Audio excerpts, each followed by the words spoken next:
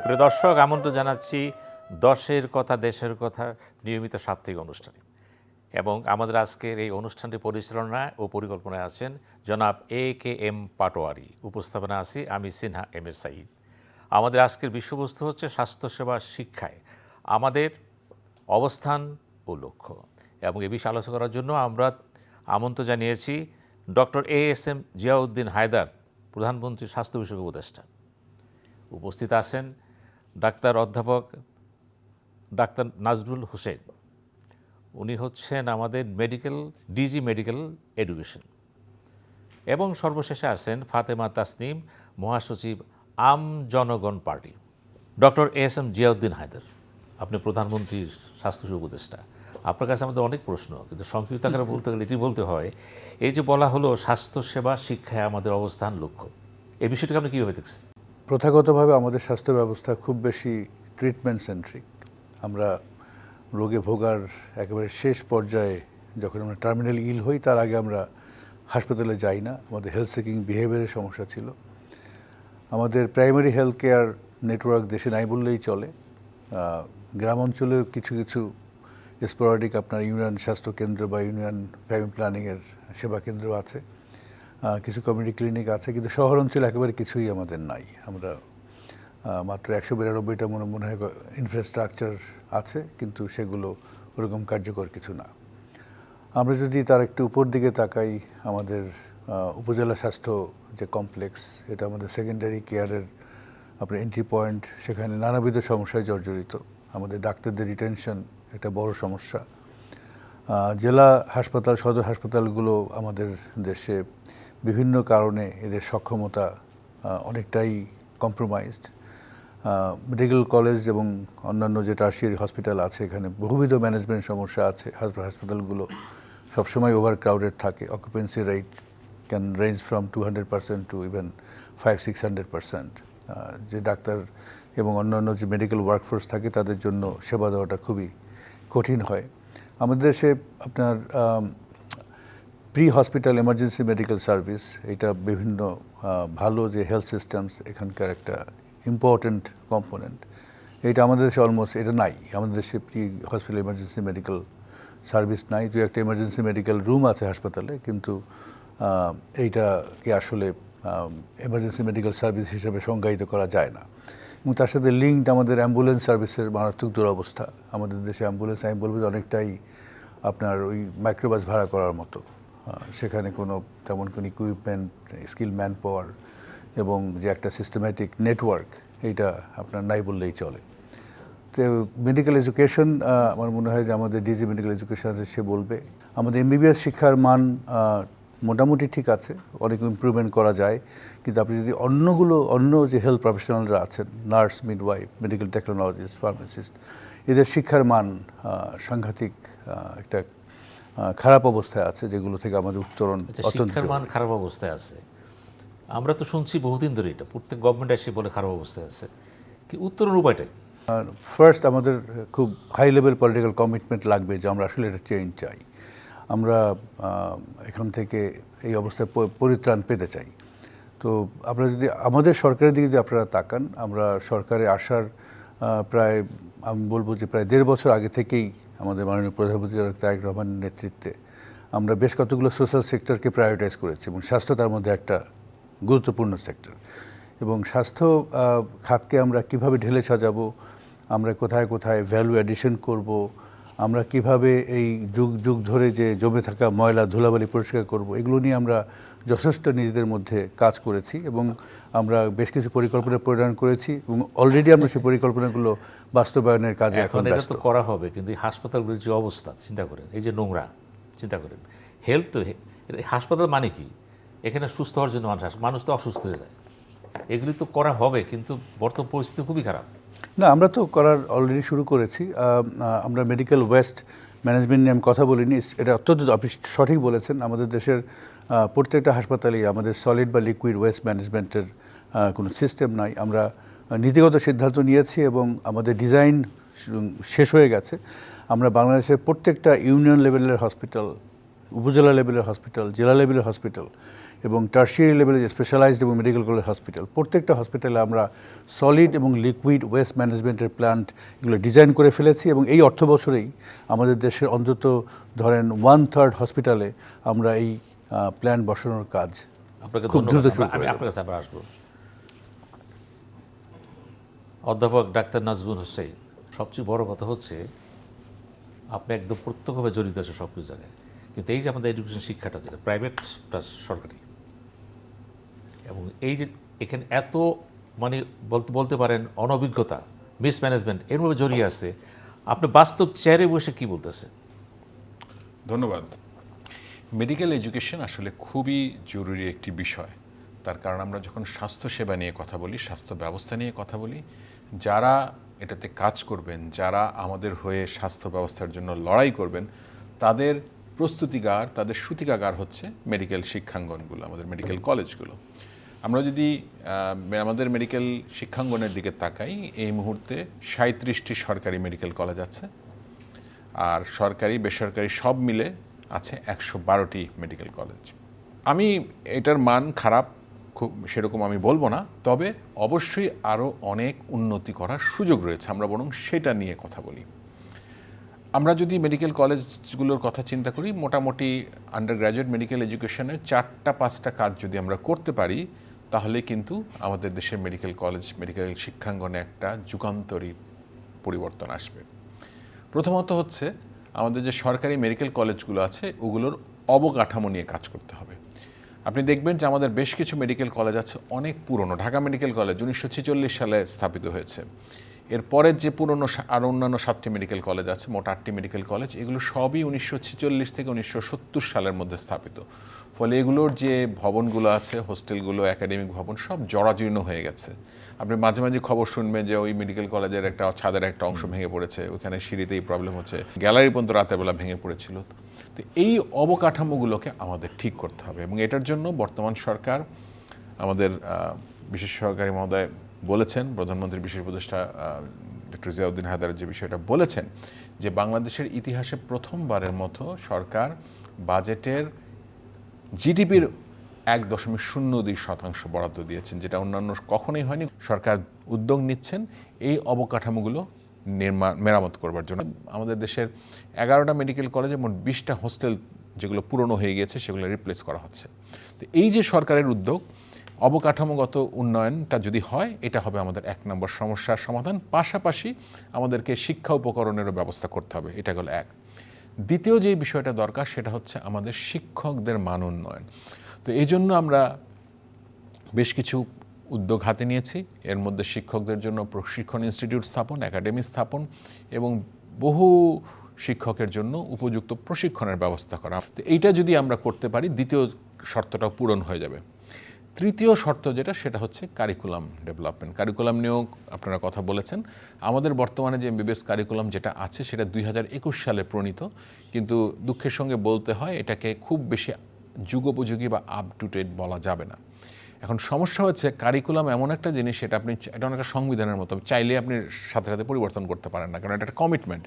যারা ফার্স্ট ইয়ারে 2022 সালে ভর্তি হয়েছে, তাদের কাছে আপনি কমিটমেন্ট করেছেন যে তোমাদেরকে এই জিনিসগুলো পড়ানো হবে, এইভাবে পড়ানো হবে।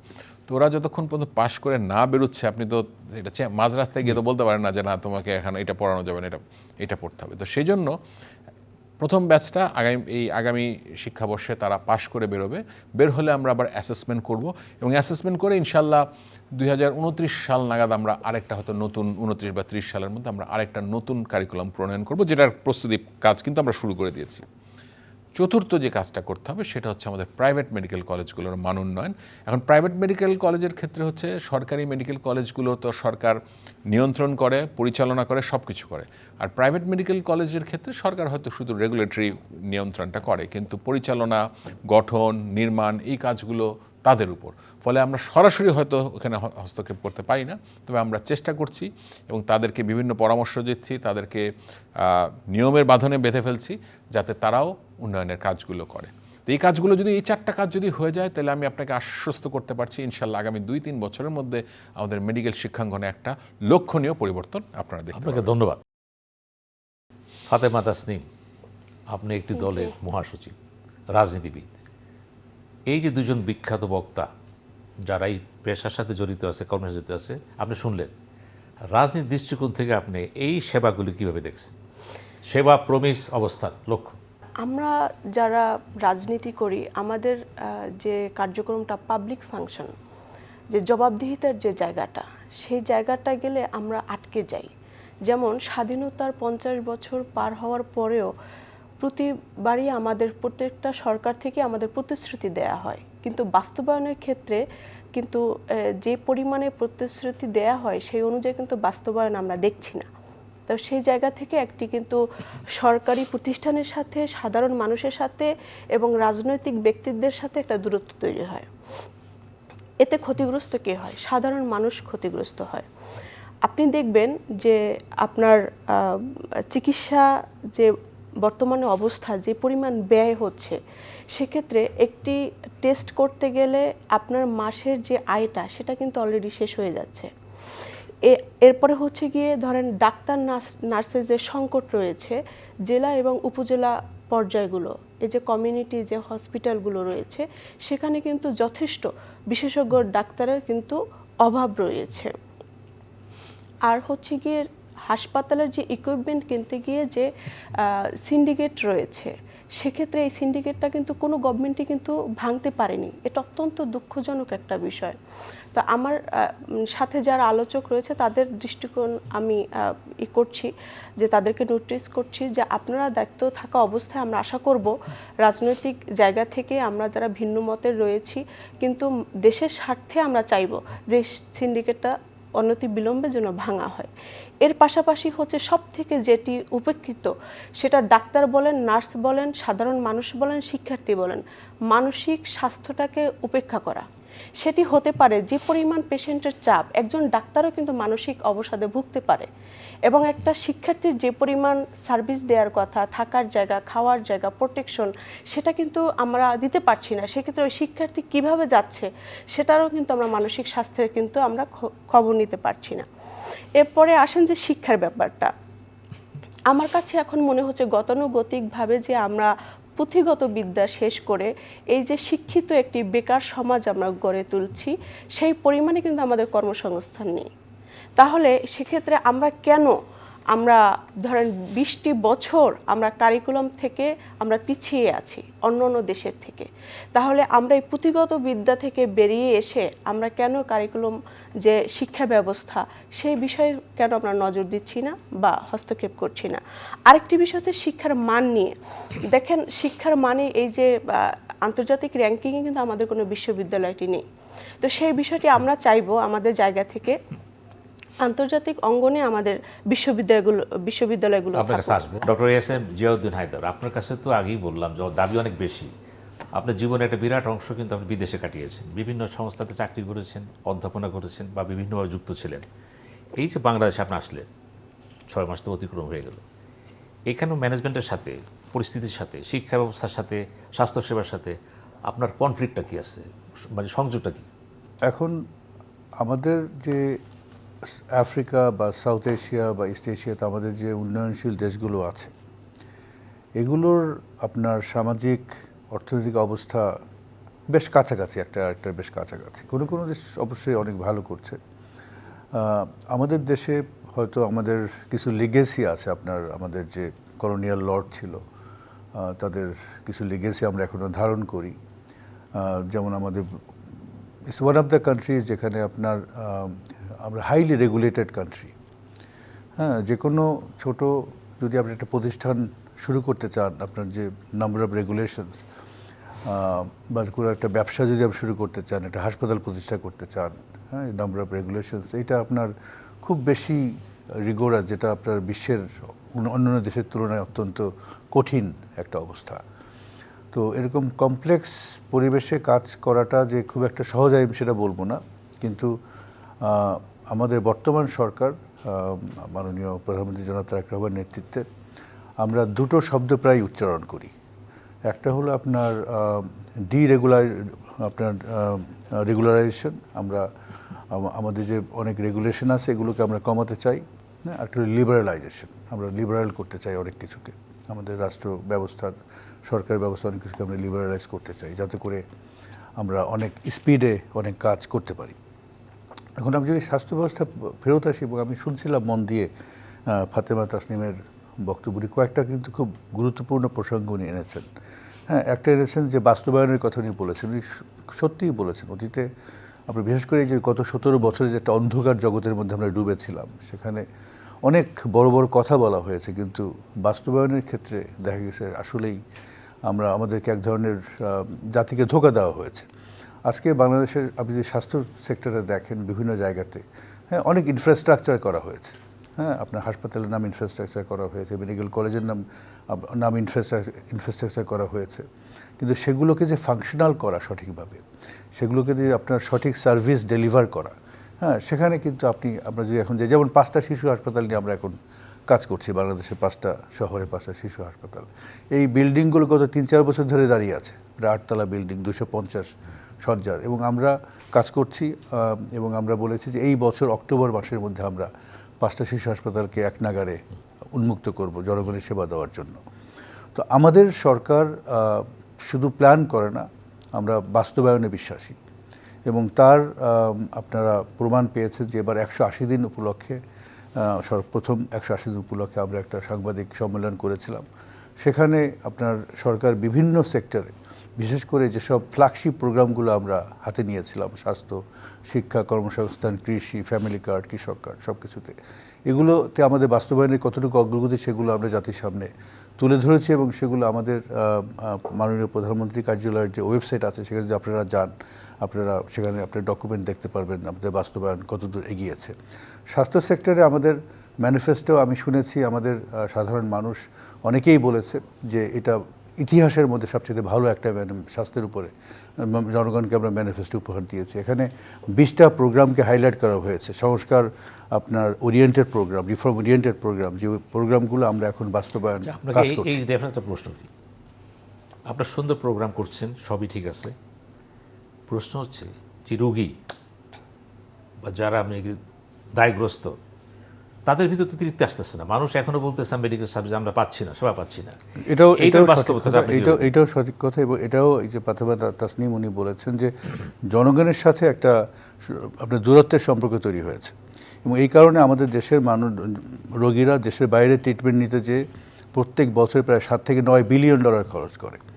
এবং আপনি লক্ষ্য করেছেন যে বিভিন্ন হাসপাতালে, বিভিন্ন জায়গাতে আপনার এই যে আমাদের যারা স্বাস্থ্যকর্মী, ডাক্তারসহ স্বাস্থ্যকর্মী, ওনারা প্রায় হয়রানির শিকার হয়, ওনারা প্রায় আপনার ভায়োলেন্সের শিকার হয়। আমি আপনার টেলিভিশনের মাধ্যমে আমি একটা কথা খুব স্পষ্টভাবে বলতে চাই যে এই ধরনের যে ভায়োলেন্ট পরিস্থিতি যারা তৈরি করছেন, এদের বিরুদ্ধে সরকারকে অবশ্যই আপনার অত্যন্ত কঠিন পদক্ষেপ নিতে হবে। একটা হাসপাতালে কোনো চিকিৎসা সেবা দিতে যে হয়তো কোনো একটা ভুল হয়তো বা হতে পারে, কিন্তু সে ভুল হলে পরে তার এটা হবে কেন? এই যে মেডিকেল ঢাকাতে যেটা ঘটলো, কিছু অ্যাকশন তো আপনার নিবেন, হবে কেন? না, শুরু করে দিচ্ছে। এবার ঢাকাতে যেটা ঘটলো, একজন ইএনটির প্রফেসর, ওনাকে আপনার রাস্তায় ওনাকে কোপানো হয়েছে, হ্যাঁ, এবং লোকজন দেখেছে, এবং আপনার অনেক সিসিটিভি ক্যামেরাতেও মনে হয় এগুলো এসেছে।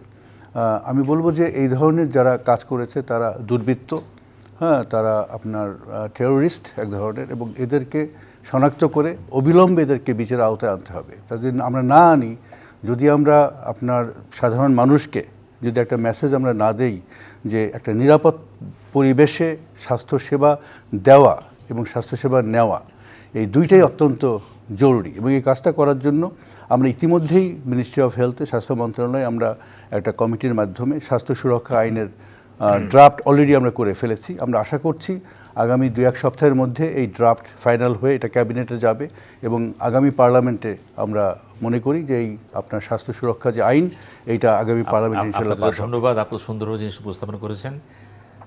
জনাব অধ্যাপক নাজবুল হাসান, আবার আপনার কাছে একই প্রশ্ন। আপনি চেয়ারে বসে আছেন, সব কিছু দেখতেছেন, একেবারে অন দ্য স্পটে দেখতেছেন। এখন আমাদের সমস্যা হচ্ছে মানুষের দুঃখ দুর্দশা চলছে। এই স্বাস্থ্য খাতটা কিন্তু বলতে পারেন পুরো ভঙ্গুর অবস্থা কিন্তু এখানে আছে। আপনি আশাবাদ ব্যক্ত করেছেন সামনের কথাটা, কিন্তু বর্তমানটা সংকট মোকাবেলার জন্য এই চ্যালেঞ্জের জন্য প্রস্তুত কতটা আছে? অতি সম্প্রতি আমরা হাসপাতাল কেন্দ্রিক যে অস্থিরতা সেটা বেশি দেখতে পাচ্ছি, ডাক্তারদের উপর হামলা, হাসপাতালে ভাঙচুর। হ্যাঁ, এটা আসলে কারোর জন্যই মঙ্গলজনক নয়। মানুষের মধ্যে হতাশা থাকতে পারে, আপনজনের মৃত্যুর কারণে মানুষ হয়তো শোকগ্রস্ত হয়ে যায়, কিন্তু অনেক ক্ষেত্রেই সেই শোকের মাত্রাটাকে নিয়ন্ত্রণে আমাদের থাকছে না। এটা একটা সামাজিক সমস্যা এবং একটা গুরুতর সমস্যা। তার কারণ হচ্ছে কর্মক্ষেত্রে যদি মানুষ নিরাপদ বোধ না করে তাহলে কিন্তু সে প্রপার সেবাটা দিতে পারবে না। দেখেন, এক একটা হাসপাতালে আমরা যে ধারণ ক্ষমতার অনেক বেশি রুগী থাকে, ঢাকা মেডিকেল কলেজের হাসপাতালের ধারণ ক্ষমতা হচ্ছে 2600 বেড। সেখানে আপনি যে কোনো সময় যান 5000 রুগী আছে, 4500 রুগী আছে। এখন হাসপাতালের সব কিছু 2600 লোকের জন্য, হাসপাতাল বাজেট পায় 2600, হাসপাতালের ডাক্তার আছে 2600 রুগীর জন্য, নার্স আছে 2600 রুগীর জন্য, কিন্তু আমরা সেবা দিচ্ছি 5000 লোককে। ফলে স্বাভাবিকভাবেই এরকম পরিস্থিতিতে যতটা এক্সপেক্টেড, যতটা আমরা আশা করি ততটা দেওয়া সম্ভব নয়। পরিষ্কার পরিচ্ছন্নতাও সেই পর্যায়ে রাখা সম্ভব হয় না। আর তাছাড়া হাসপাতাল পরিচ্ছন্ন রাখার দায়িত্ব কিন্তু এটা সবার। খালি ডাক্তার আর হাসপাতালের স্টাফরা পরিষ্কার রাখবে আর সবাই ময়লা ফেলবে, সেটা তো হয় না। আমাদেরকে সবাইকে বুঝতে হবে। এবং এই ক্ষেত্রে আপনাকে একটা যৌক্তিক প্রশ্ন, প্রাইভেট সেক্টর হচ্ছে না, প্রাইভেট হাসপাতালে তো এরকম কিছু হচ্ছে না, শুধু সরকারি হচ্ছে কেন? সেই কর্পোরেট হাসপাতালে আপনি কি পরিমাণ ব্যয় করেন, কি পরিমাণ অকুপেন্সি রেট কতখানি? ওরা একটা রুগী বেশি নেবে না, ওরা একটা রুগী বেশি নিচ্ছে না। তো সুতরাং ওটার সাথে তুলনা করা ঠিক হবে না। আমাদের প্রতিবেশী দেশগুলোর সরকারি হাসপাতালের সঙ্গে আপনি বরং তুলনা করতে পারেন, সেখানকার অবস্থা আসলে আমাদের চেয়েও খারাপ। যাই হোক, আমি কোনো ডিফেন্সে যাব না। আমাদের এটার থেকে উত্তরণ করতে হবে, দ্যাট ইজ আওয়ার ফোকাস। আমরা চাই না যে কি অবস্থায় আছে, কি খারাপ এটা নিয়ে অজুহাত দেখাতে। আমরা চাই এটার থেকে উত্তরণ করতে, এবং এটার জন্য সবার সহযোগিতা লাগবে। হাসপাতালকে সবাই অন করতে হবে। একটা হাসপাতাল যেখানে মানুষ, একজন রোগীর মৃত্যু ঘটতেই পারে, এটা অনেক ক্ষেত্রে ভুল হতে পারে, ভুল ছাড়াও মৃত্যু হবে মানুষের। হাসপাতালে তো প্রতিদিন, বাংলাদেশে প্রতিদিন হাজার হাজার মানুষের মৃত্যু বিশ্বজুড়েই ঘটে। তার মধ্যে কয়টা অবহেলাজনিত বা ভুল চিকিৎসার জন্য হয়? খুবই নগণ্য। কিন্তু আমাদের রোষটা তো সব মৃত্যুর ক্ষেত্রে, অনেক মৃত্যুর ক্ষেত্রে আমরা দেখি কখন এটা মাত্রা ছাড়িয়ে যায়। এখন এইটা আমরা যখন এটাও চিন্তা করি না যে ওইখানে কিন্তু আরও অনেকগুলো রুগী আছে, হাসপাতালে একটা রুগী মারা গেল, আপনি ভাঙচুর শুরু করে দিলেন। আচ্ছা, ডাক্তার বা হাসপাতাল কর্মীদের উপর আপনার রাগ আছে, কিন্তু পাশের বেডে যে রুগীটা ছিল আপনি তো তারকেও বিপদগ্রস্ত করে দিচ্ছেন। সেই রুগীটা হয়তো ওই মুহূর্তে, একটা পেশেন্ট ক্ষতিগ্রস্ত হচ্ছে, তার হয়তো খুব জরুরি একটা চিকিৎসা দরকার। আপনি যখন এই পরিস্থিতিটা করছে, সবার জন্য এটা ক্ষতিকারক। আর যদি এরকম পরিস্থিতি চলে, তাহলে যেটা হয় কি, যেই কাজটা একটু ঝুঁকিপূর্ণ কাজ, সব চিকিৎসার তো একরকম না, কিছু কিছু চিকিৎসা আছে যে রিস্কি, সেই ক্ষেত্রে স্বাস্থ্যকর্মীরা, ডাক্তাররা মনে করবে যে বাবা, এই রিস্কি চিকিৎসা করতে গিয়ে আমার বিপদের দরকার কি, বরং আমি বড় হাসপাতালে পাঠিয়ে দিই। যেই চিকিৎসাটা হয়তো একটা জেলা হাসপাতালে করা সম্ভব ছিল, সেটা ঢাকাতে রেফার হবে। যেই চিকিৎসাটা একটা উপজেলা হাসপাতালের চিকিৎসা করা সম্ভব, সেটা টেন্ডেন্সি দেখা যাবে জেলা হাসপাতালে পাঠিয়ে দিতে। ফলে আলটিমেটলি ভোগান্তি কিন্তু রুগীদেরই হবে। তো সেই জন্য আমার মনে হয় এটা শুধুমাত্র আইন অবশ্যই দরকার, আইন খুব জরুরি, কারণ হাসপাতালের স্বাস্থ্যকর্মী এবং হাসপাতালের সম্পত্তি রক্ষা, এটা সারা বিশ্বে এটা একটা খুব প্রায়োরিটি, এবং বিশ্বের অধিকাংশ দেশে এটার জন্য কঠোর আইন আছে। কিন্তু শুধু আইন করলে হবে না, সেই সাথে সচেতনতাও থাকতে হবে। আর অবশ্য আরেকটা বিষয় আমি স্বীকার করি যে আমাদের যারা আমরা স্বাস্থ্যকর্মী আছি, হাসপাতালের ডাক্তার নার্স, আমাদেরও কিছু দায়িত্ব আছে। আমাদেরকেও কাউন্সিলিংটা করা জরুরি। এটা হয়তো অনেক ক্ষেত্রে দেখা যায় আমরা সঠিকভাবে বুঝিয়ে বলি না ঘটনাটা কি হয়েছে। এটা যদি আমরা কাউন্সিলিংটা করি তাহলেও এটা ভালো হবে। কিন্তু সামগ্রিকভাবে এটা সবার দায়িত্ব। হাসপাতাল যদি ভালোভাবে চলে, এটা সবার লাভ। যদি হাসপাতাল ভালোভাবে না চলে, শুধু ডাক্তার নার্সরা না, রোগীরা আরও বেশি ক্ষতিগ্রস্ত। আপনাকে ধন্যবাদ। ফাতেমা তাসনিম, আপনার জন্য সময় মাত্র আধা মিনিট। আমরা যেটা চাচ্ছি, সার্বজনীন স্বাস্থ্য বীমা, সেটি 1 টাকার বিনিময়ে চিকিৎসাটার ব্যবস্থা করা হোক। স্বাস্থ্য এবং শিক্ষা, এই দুটো হচ্ছে বিনামূল্যে দেয়া হোক, এবং জিডিপির 2% আমাদের গবেষণার জন্য বরাদ্দ করা হোক। এর পাশাপাশি হচ্ছে বিকেন্দ্রীকরণ, পৃথকীকরণ, যে সবাই ঢাকা অথবা ঢাকার প্রাইভেট হসপিটালগুলোকে পোক করে এখানে পেশেন্ট চলে আসে, সেক্ষেত্রে জেলা উপজেলাগুলোতে মানসম্মত এবং বিশেষজ্ঞ ডাক্তার সেখানে যেন থাকে। এরপর হচ্ছে দুর্নীতিমুক্ত ঔষধ নীতি, এটা বাস্তবায়ন করতে হবে। আর প্রতিরোধের জোর, একটা শিশু থেকে একেবারে বড় হওয়া পর্যন্ত প্রত্যেকটা মানুষেরই শিক্ষা অঙ্গন থেকেই এই প্রতিরোধের যে জোরটা সেটি তাকে প্র্যাকটিস করানো উচিত। আর হচ্ছে দক্ষতা ভিত্তিক শিক্ষা, যেটি আমি এর আগেও বলেছি। আরেকটি বিষয় হচ্ছে কি, শিক্ষক বাঁচলে দেশ বাঁচবে। একটি সুস্থ মানুষ, একজন শিক্ষক, সে যদি প্রপার তার সম্মানটা পায়, তার যদি প্রপার যদি তার বেতন কাঠামোটা ঠিক থাকে, তাহলে কিন্তু সে একটি মানসিক শান্তি নিয়ে সে তার মতো করে শিক্ষা ব্যবস্থাটি অবশ্যই করতে পারবে। আরেকটি বিষয় হচ্ছে গবেষণা ও ইনোভেশনের ক্ষেত্রে অবশ্যই ফান্ড প্রয়োজন। বর্তমানে যিনি এভাবে বলতে অনেক কিছু বলা যাবে। ধন্যবাদ আপনাকে। জি, আমি এক শেষ প্রশ্ন রাখতে চাচ্ছি ডক্টর এস.এম. জিয়াউদ্দিন হায়দার, আপনাকে। আপনি এমন কিছু বলেন যে মানুষ যাতে বুঝতে পারে যে না, কিছু একটা হচ্ছে। আমাদের মতো একটা দেশ যেখানে ক্লোজ টু 200 মিলিয়ন পপুলেশন, 20 কোটির কাছাকাছি জনসংখ্যা, আমরা যদি প্রিভেনশনকে জোরালো না করি, আমরা যদি প্রাথমিক স্বাস্থ্য ব্যবস্থাকে জোরালো না করি, ডাজ নট ম্যাটার যে আপনি কতগুলো নতুন হাসপাতাল তৈরি করবেন, you will never be able to build enough hospital to deliver quality service. সুতরাং আমরা অলরেডি শুরু করে দিয়েছি, বাংলাদেশের প্রত্যেকটা ইউনিয়নে একটি প্রাথমিক স্বাস্থ্যসেবা ইউনিট করছি, প্রত্যেকটা ইউনিয়নে একটা স্বাস্থ্য কেন্দ্রের নিচে আমরা স্বাস্থ্য ওয়েলবিং হাব করছি, এবং প্রত্যেকটা ওয়েলবিং হাবে আমরা 3 জন করে কমিউনিটি হেলথ ওয়ার্কার আপনার নিয়োগ দিচ্ছি। নিয়োগ প্রক্রিয়া শুরু হয়ে গেছে। এরা আপনার আমার প্রত্যেকের ঘরে 3 মাস পর পর টোকা দেবে। টোকা দিয়ে আপনার তদারকি, জি, আপনার ব্লাড প্রেশার চেক করবে, আপনার ব্লাড সুগার চেক করবে, আপনার মেন্টাল হেলথ কী আছে বেসিক স্ক্রিনিং করবে। আমাদের যারা মা বোন আছেন তাদের সার্ভিক্যাল, ব্রেস্ট ক্যান্সার খুব প্রাথমিক স্ক্রিনিং করবে। ছোটো বাচ্চাদের নিউট্রিশনের অবস্থা কী সেটা দেখবে, টিকার অবস্থা দেখবে, ফ্যামিলি প্ল্যানিংয়ের প্রোডাক্টের অবস্থা দেখবে। যদি এইটাকে আমরা যদি সারা বাংলাদেশে আমরা যে প্ল্যান করেছি এবং যে বাস্তবায়নের কাজ শুরু করেছি, আপনাদের সবার সহযোগিতা যেটা আমরা করতে পারি, আমি এইটুকু আপনাকে বলতে পারি যে আজকে যে পেশেন্ট লোড প্রত্যেকটা বড় হাসপাতালে, আমরা এই ওভারলোডিং, এই ওভার ক্রাউডিং আমরা কমাতে পারবো। আমাদের যারা সীমিত ডাক্তার এবং নার্স আমাদের যাই আছে, তারা অনেক বেশি ভালো কোয়ালিটির স্বাস্থ্যসেবা দিতে পারবে। জনগণের সাথে যে স্বাস্থ্য ব্যবস্থার দূরত্বের তৈরি হয়েছে, অবিশ্বাসের সম্পর্কটা একটু কমবে, এবং আমার মনে হয় যে আমরা সুস্বাস্থ্যের বাংলাদেশ গঠন করতে পারবো। আপনাকে ধন্যবাদ। আপনার জন্য আধা মিনিট সুন্দরভাবে বলতেছেন, বলেন। আমাদের আসলে দেশের জন্য যদি কিছু করতে হয়, আমাদের একটা সুন্দর স্বাস্থ্য ব্যবস্থা লাগবে, এবং এই দায়িত্বটা আমাদের সবার। মেডিকেল শিক্ষাঙ্গন থেকে আমরা চেষ্টা করছি উন্নত মানের, দক্ষ এবং মানবিক গুণাবলী সম্পন্ন চিকিৎসক তৈরি করতে, পাশাপাশি একই গুণাবলী সম্পন্ন নার্স এবং অন্যান্য স্বাস্থ্যকর্মী তৈরি করতে।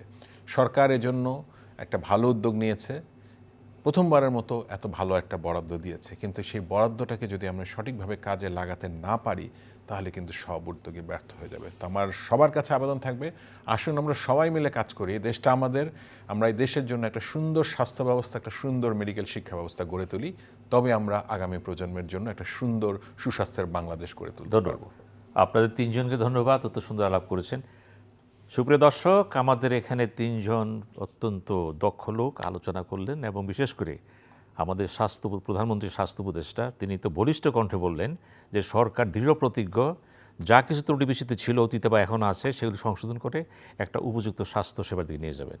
এবং আমাদের ডিজি মেডিকেল হেলথ, তিনি অত্যন্ত সুন্দরভাবে বলেছেন যে কী কর্মসূচি আছে, কী সামনে নিতে পারতেছেন এবং কী হবে, আশাবাদ সঞ্চার করেছেন। এবং সবশেষে ফাতেমা তাসনিম, উনি একজন রাজনীতিবিদ, এবং সেই দৃষ্টিকোণ থেকে তিনি এটি বলতে চাচ্ছেন যে মানুষের সেবা, সরকারের দায়িত্ব হচ্ছে সেবা দেওয়া। সেবা যদি না পায় মানুষ কিন্তু বিদ্রোহী হবেই, এবং সেই ক্ষেত্রে কী কী করণীয় তিনি সুন্দরভাবে ব্যাখ্যা দিয়েছেন। কিন্তু সব কিছু মিলিয়ে যেটা বলা যায়, আমরা চাই একটি বলিষ্ঠ, একটা গঠনমূলক স্বাস্থ্যসেবা, এবং যেই সেবার ভিতর দিয়ে মানুষ বলতে পারবে আমার তৃপ্তি হয়েছে, আমি সেবা পেয়েছি, এবং আমি বিশ্বাস করি বাংলাদেশ অদূর ভবিষ্যতে এমন একটি স্বাস্থ্য ব্যবস্থা কায়েম করবে যেখানে মানুষ বলবে আমরা সুখী, সমৃদ্ধ, মেন্টালি, ফিজিক্যালি সবভাবেই। ধন্যবাদ।